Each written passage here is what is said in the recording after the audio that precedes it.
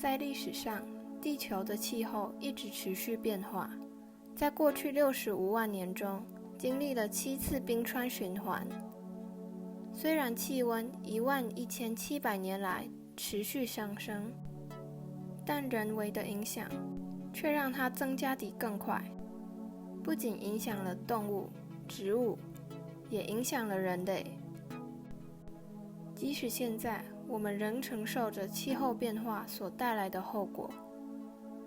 气候变化是天气状况的长期变化，气候的变化应该是正常的现象，但是我们现在面临的全球暖化却并非如此。二氧化碳是暖化发生的主要原因，它在大气层中累积并保留热量，这种效应称为温室效应。全球各地都有受到气候变化威胁的国家。在美国，酷热是多年来最大的杀手，每年造成1300人死亡。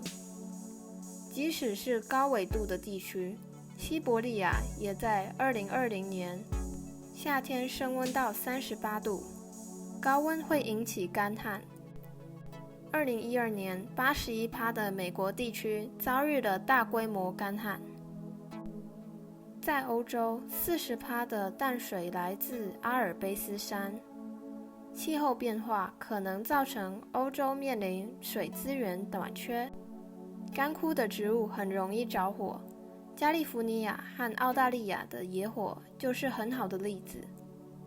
加州长达6年的干旱，导致于最具破坏力的野火，以及澳大利亚2019至2020年的野火也是最严重的干旱之一。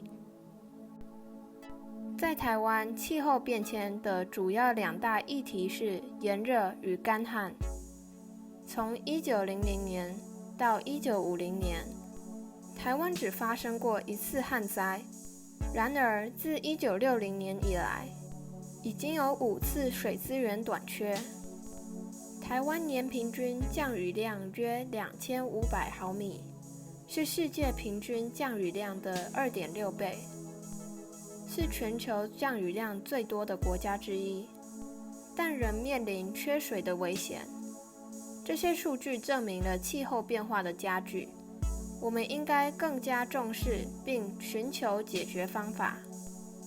台湾干旱原因包含台风减少、地势高及无法保留水，因此地球科学研究所研究员汪中和提出了减少浪费水量、保护森林、提高水费等多种解决方案。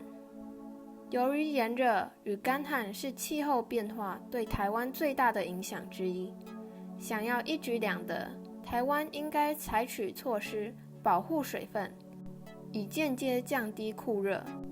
但是我们需要付诸行动。正如英国环境保护主义者乔纳森·波特里特所指出，我们给地球造成的创伤可以治疗，但如果想做，现在就必须去做，否则就永远做不了了。